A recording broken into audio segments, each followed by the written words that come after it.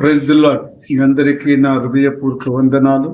మన ప్రభు అయిన యేసయ్య కృపలో అనుదినము నూతనమైన వాగ్దానముతో ఆయన మనకిచ్చుతూ ఆయన చిత్తమును ఆయన కృపను నెరవేర్చుకునే పిల్లలుగా మనం ఉంటున్నామంటే ఆ జీవాధిపతి యేసయ్య ఈరోజు మనందరితో మాట్లాడుతూ ప్రతి కుటుంబంలో ఆయన కృప ఉండాలంటే సత్యమైన దేవుణ్ణి అనుదినము మనము జ్ఞాపం చేసుకోవాలి. అనుదినము అనగా ఒక్కరోజు కాదు, ప్రతి దినము దేవుని నామాన్ని జ్ఞాపం చేసుకొని ఆయనకు ఘనత మహిమ ప్రభావము కలిగినట్టుగా జీవించటానికి ప్రతి కుటుంబంలో కూడా సిద్ధపడి దేవుని నామములో జీవించే వారు ఉండాలి. ప్రభు ఈరోజు మనల ప్రేమించి మనకిచ్చినట్టు వాగ్దానము సామెతల గ్రంథం 8వ అధ్యాయం 34వ వచనం.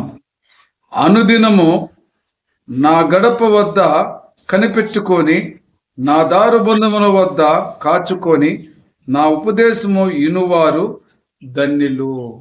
అనుదినము ఆయన ఉపదేశం ఇనువారు ఎవరండి? ధన్యులు.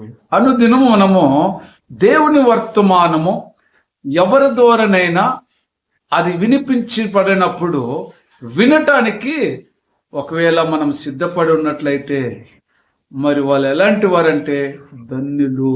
ఆయన ఉపదేశాన్ని వినాలి. లోకములో అనేకమైన ఉదయకాల సమయం వినటానికి ఇష్టపడుచున్న వారు లోకస్తులుగా ఉంటున్నారు.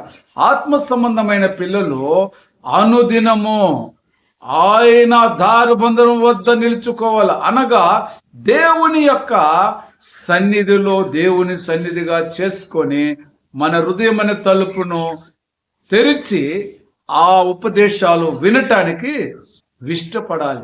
ఇది దేవుని యొక్క చిత్తమైనది. కాబట్టి ప్రియమైన సహోదరి సహోదరులారా, మనము వారానికి ఒక్కసారి, సంవత్సరానికి ఒక్కసారి ప్రభును స్తుతించువారు గణపరచువారుగా మనకు ప్రభు సెలవీలేదు. అనుదినము నా ఉపదేశము ఇనువారు ధన్యులని ఆయన వాక్యము సెలవిచ్చున్నాయి. కాబట్టి అనుదినము దావీదు కూడా తన కుమారుని గురించి అంగలార్చుతూ ఆయన దేవుని స్తుతిస్తున్నాడు, గణపరిచినాడు. ఈరోజు నేను కూడా మన పిల్లల గురించి మనము ఆయన సన్నిధిలో వేడ్చి ఆయన స్తుతిస్తూ ఆయన గణపరిచే పిల్లలుగా మనం ఉండాలని మరి నేను కూడా ఎంతో ప్రయాసపడాలి కదా. మరి దేవునికి స్తోత్రం.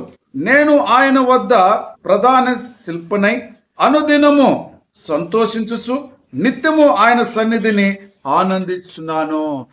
ఆయన దగ్గర ప్రధాని శిల్పనై ఏమై ఉన్నాడు? ఆయన దేవుని సన్నిధిలో నిత్యము స్తుతిస్తూ ఆనందిస్తూ సంతోషిస్తూ ఆయన కృపలో ఉంటున్నాడు. ఈరోజు నేను కూడా ఆయన సన్నిధిలో మనము నిలిచి ప్రతిదినము ఆయన స్తుతించాలి, ఘనపరచాలి, మయంపరచాలి.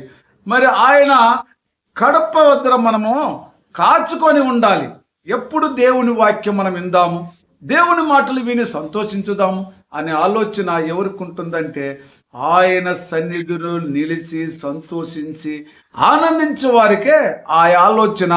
అనుదినము జీవాహారాన్ని పొందుకొని ఆత్మలో శాంతి సమాధానం అందుకొని ఆయన శరీరములో ఉన్నట్టి శక్తిని బలాన్ని పొందుకొని ఆత్మలో పొందుకొని ఆయన శరీర రక్తం మనకిచ్చి వచ్చేంత వరకు జ్ఞాపం చేసుకునేవారు వీళ్ళందరూ అనుదినము దేవుని నామాన్ని గణపరుస్తారు. కాబట్టి ఆయన ఆ రోజే మనందరికి కూడా అనుదినము నువ్వు స్తుతిస్తూ గణపరుస్తూ మయంపరుచుకుంటూ నేను వచ్చేంత వరకు ఆనందము సంతోషముతో ఉన్నాను కానీ దుఃఖములో ఉండమని ఎవరికి దేవుడు చెప్పలేదు. కాబట్టి ఈరోజు ప్రభు మనలందరినీ అనుదినము స్తుతించేవారు గణపరచువారు మయంపరచుకుంటూ వారికి ఈ కృప ఇచ్చున్నందుకే అనుదినము మనం దేవుని వాక్యము కోసం ఎక్కువ జాములు లేచి ఆ మాటలు విని ఆయన ఉపదేశం వినే పిల్లలుగా మనందరం కూడా సిద్ధముగా ఉందామా? దేవుని స్తోత్రం. ప్రార్థన చేసుకుందాం. ప్రేమ కృప జీవంగల తండ్రి పరిశుద్ధుడా, అనుదినము నా ప్రభువా నీ జీవవాక్యమును తండ్రి మేము విని సంతోషించడం భాగ్యం దయచేయి.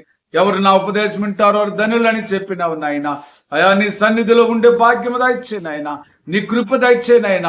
నీ పిల్లలకు నా ప్రభువా నీలో ఉన్న సత్యమును తండ్రి ప్రతి దినము అది విని గమనించి వారి కుటుంబంలో తండ్రి వారు ఆరోగ్యవంతులుగా కావాలంటే నీ వాక్కు శక్తితో నా ప్రభువా, నీ వాక్యమే నన్ను బ్రతికించేదనే మాట నిజమైతే నీ పిల్లలు విని గమనించే భాగ్యం దయచేయమని యేసుక్రీస్తు నామములో ప్రార్థించున్నాను తండ్రి. ఆమేన్.